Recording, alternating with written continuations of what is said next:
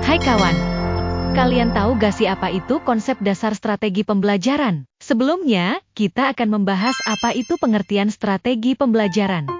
Pengertian strategi pembelajaran. Dalam dunia pendidikan, strategi diartikan sebagai a plan, method, or series of activities designed to achieve a particular education goal. Jadi, strategi pembelajaran dapat diartikan sebagai perencanaan yang berisi tentang rangkaian kegiatan yang didesain untuk mencapai tujuan pendidikan tertentu. Selanjutnya kita akan membahas mengenai model, pendekatan, metode, teknik dan taktik pembelajaran. Model pembelajaran adalah suatu perencanaan atau suatu pola yang digunakan sebagai pedoman dalam merencanakan pembelajaran di kelas atau pembelajaran dalam tutorial dan untuk menentukan perangkat-perangkat pembelajaran termasuk di dalamnya buku-buku, film, komputer, kurikulum, dan lain-lain. Pendekatan dapat diartikan sebagai titik tolak atau sudut pandang kita terhadap proses pembelajaran. Istilah pendekatan merujuk pada pandangan tentang terjadinya proses yang sifatnya masih sangat umum. Oleh karenanya, strategi dan metode pembelajaran yang digunakan dapat bersumber dari pendekatan tertentu. Metode secara harfiah berarti cara. Dalam pemakaian yang umum, metode diartikan sebagai suatu cara atau prosedur yang dipakai untuk mencapai tujuan tertentu. Dalam kaitannya dengan pembelajaran, metode didefinisikan sebagai cara-cara menyajikan bahan pelajaran pada peserta didik untuk tercapainya tujuan yang telah ditetapkan. Dengan demikian, salah satu keterampilan yang harus dimiliki oleh seorang guru dalam pembelajaran adalah keterampilan memilih metode. Selanjutnya ialah teknik dan taktik.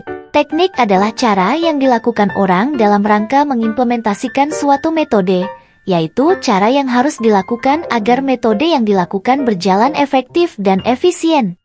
Dengan demikian, sebelum seseorang melakukan proses ceramah, sebaiknya memperhatikan kondisi dan situasi.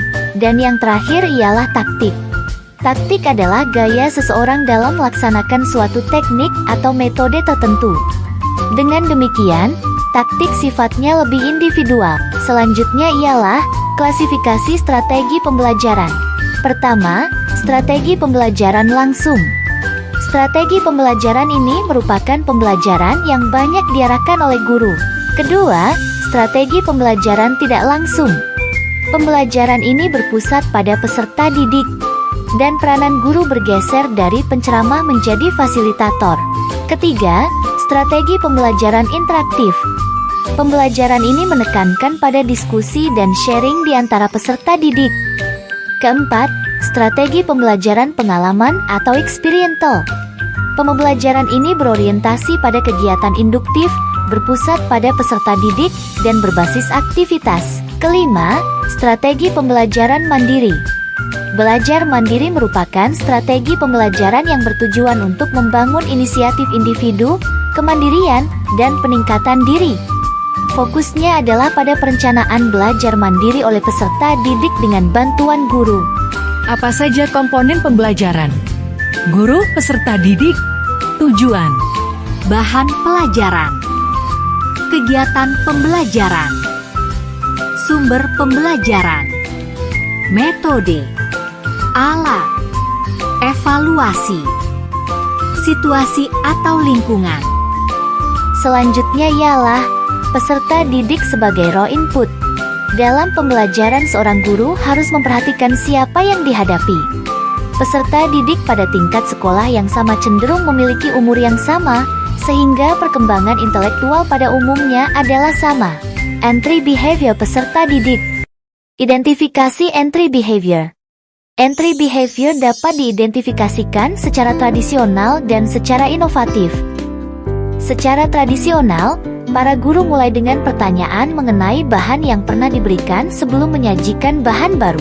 Dan secara inovatif, guru tertentu di berbagai lembaga pendidikan yang memiliki atau mampu mengembangkan instrumen pengukuran prestasi belajar dengan memenuhi syarat, mengadakan pretest sebelum mereka mulai mengikuti program belajar mengajar. Pola-pola belajar peserta didik. Signal learning, belajar isyarat, stimulus response learning, belajar stimupons, chaining, rantai atau rangkaian, verbal association, asosiasi verbal. Discrimination learning, belajar diskriminasi. Concept learning, belajar konsep. Rule learning, belajar aturan. Dan problem solving, memecahkan masalah. Selanjutnya ialah strategi pembelajaran efektif. Strategi pembelajaran efektif adalah prinsip memilih hal-hal yang harus diperhatikan dalam menggunakan strategi pembelajaran. Prinsip umum penggunaan strategi pembelajaran yaitu berorientasi pada tujuan, aktivitas, individualitas, dan integritas. Prinsip khusus dalam pengelolaan pembelajaran yaitu interaktif, inspiratif, menyenangkan, menantang, dan motivasi. Kami dari kelompok 1